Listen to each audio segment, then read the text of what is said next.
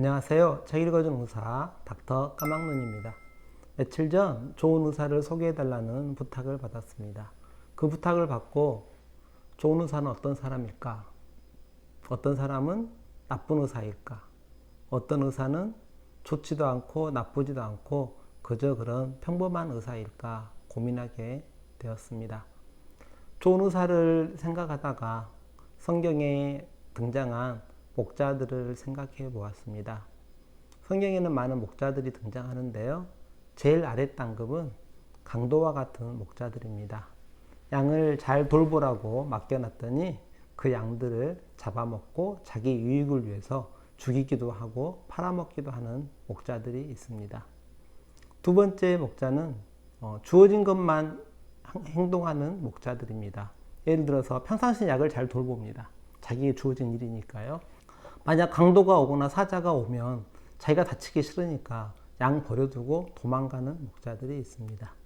이에 한 단계 높은 목자가 있는데 성경에는 다윗과 같은 목자도 있습니다. 다윗은 사자가 와서 양을 물고 가면 사자를 쫓아가서 사자의 입을 찢고 사자 입 안에 있는 양들을 구출해낼 만큼 용맹한 목자가 있습니다.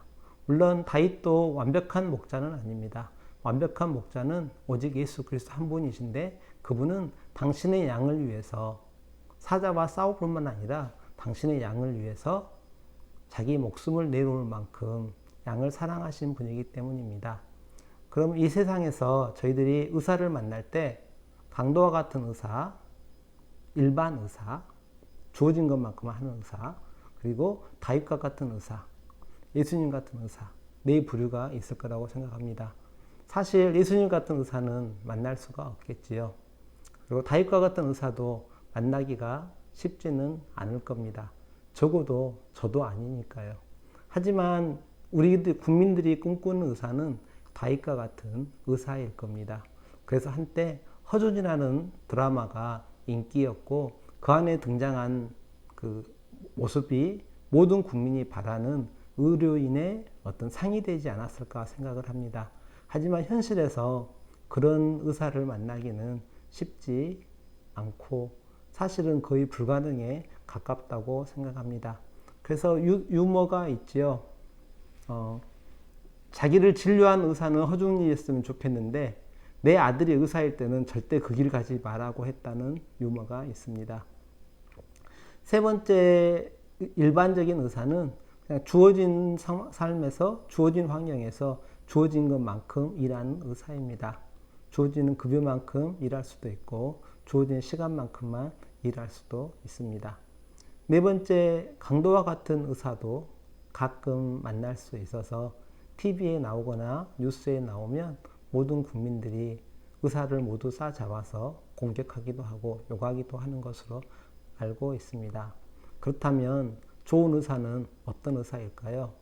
저는 좋은 의사에 대한 기준이 몇 가지 있는데 첫 번째 가진 기준은 의학적인 지식과 경험과 실력입니다.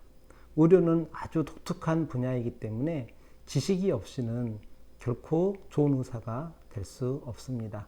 경험이 없이는 좋은 의사가 될 수도 없고 실력이 없이는 결코 좋은 의사가 될 수 없습니다. 이런 예를 들면 적합할지 모르겠습니다. 제가 어떤 차를 타요. 그런데 그 차의 운전수가 성품도 좋고 인격도 좋고 여유로움도 좋고 미남이고 다 하는데 다 좋은데 딱 하나 운전만 못해요. 그러면 제가 그 차를 타겠습니까?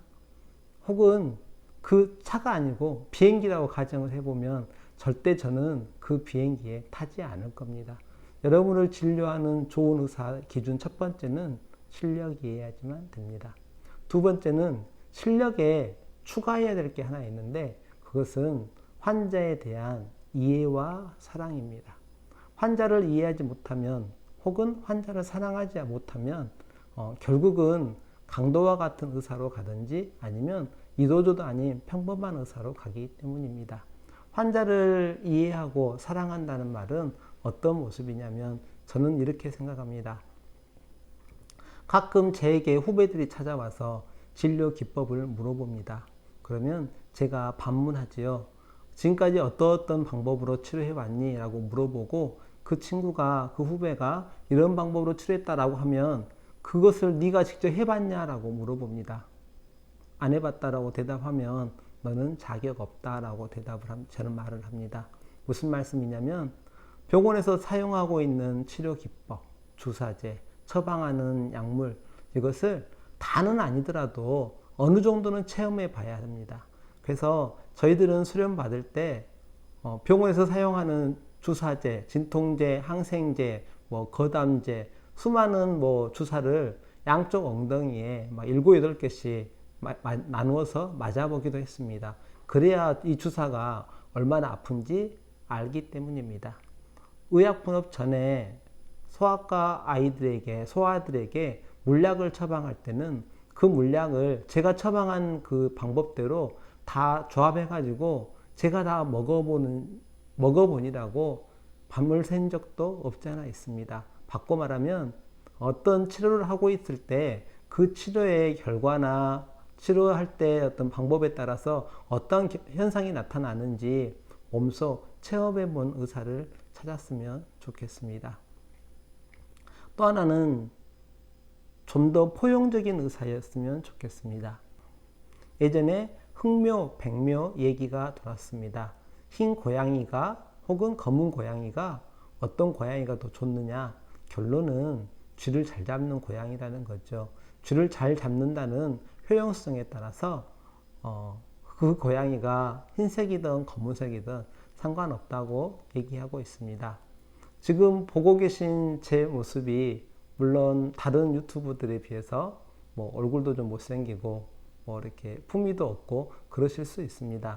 여러분을 진료하는 의사들이 실은 얼굴이 좀 못생길 수도 있고 배가 좀 나올 수도 있고 외모가 별로일 수도 있습니다. 아마 대부분은 그럴 거라고 생각하는데요.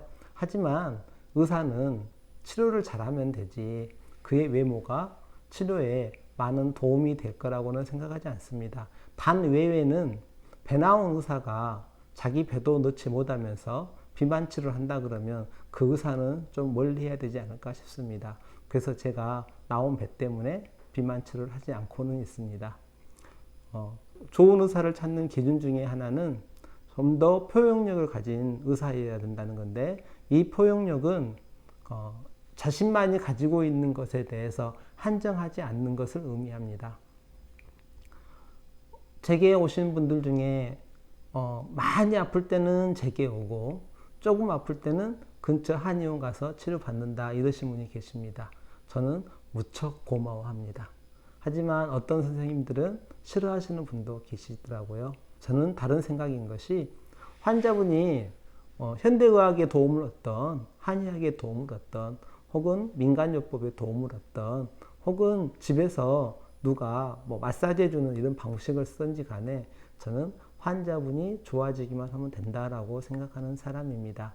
물론 그 방법 중에서 환자에게 오히려 해가 되는 방법, 위법적인 방법이 있으면 안 되겠지만 그렇지만 않는다 그러면 도움이 되는 모든 방법을 사용해서 환자분의 고통을 줄여드리면 된다라고 생각하기 때문에 마음이 넓은 혹은 포용력이 있는 의사 한 번쯤 찾아보시라고 말씀을 드립니다.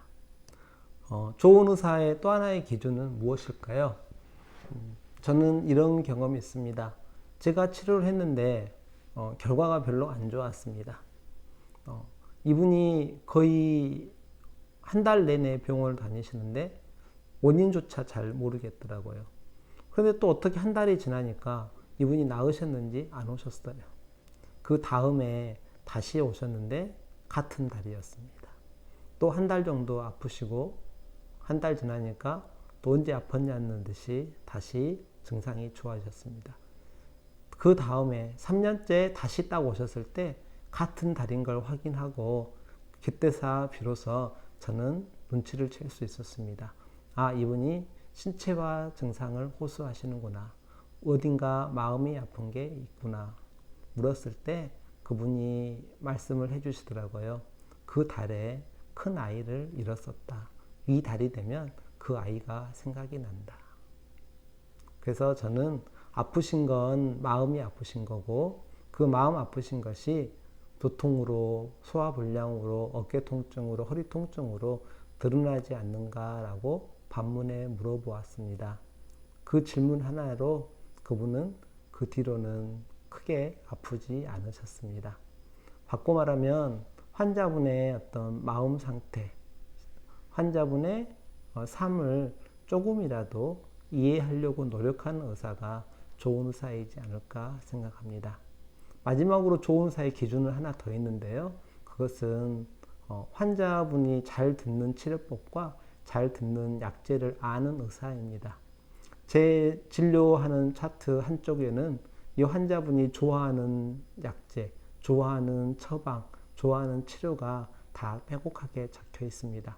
어떤 분은 주사제를 정말 싫어하시는 분이 계시고 어떤 분은 주사제를 또 너무 좋아하시는 분도 계십니다. 환자분에게 어떤 환자분은 감기에 걸리거나 기관지염에 걸려서 병원 오셨는데 특정한 처방에는 전혀 듣지 않고 다른 처방에는 아주 좋게 반응하시는 분도 있습니다. 그러면 저는 기록부에다가 뭐라고 적었냐면 기관지염은 2번 처방이 잘 듣는다라고 적어 놓습니다. 이분에게는 1번 처방이 잘 안 듣는 거죠. 그래서 환자분들마다 잘 듣는 처방전을 기록해 놓고 가능하면 그 처방전에서 약간만 변형하여서 혹은 변형하지 않고 처방하려고 노력합니다. 그러면 이 환자분은 다른 병원 가면 그 처방전에 처방을 하면서 잘 듣는 약, 잘 듣지 않는 조합 이런 것들에 시행착오를 겪지 않기 때문에 제게 오셨을 때는 당신에게는 좋은 의사가 제가 되지 않을까 생각해 봅니다. 타입과 같은 의사는 드라마에서 허준 같은 분으로 끝났습니다. 그래서 강도와 같은 의사를 안 만나시면 되고요. 좋지도 나쁘지도 않고 주어진 자리에서 최선을 다하는 의사를 만나시기를 권하는데요. 그런 의사의 기준은 첫 번째는 실력이고 두 번째는 포용력이고 세 번째는 환자분의 마음이나 상태를 이해하려고 노력하는 거고 네 번째는 환자분에게 잘 듣는 치료법, 잘 듣는 약제를 기억했다가 그 약제를 환자분에게 적용해주는 의사가 있지 않을까 생각이 듭니다. 추천해달라고 요청을 받았는데 대답할 말이 없어서 이 영상으로 답을 대신합니다. 죄송합니다. 이상 책 읽어준 의사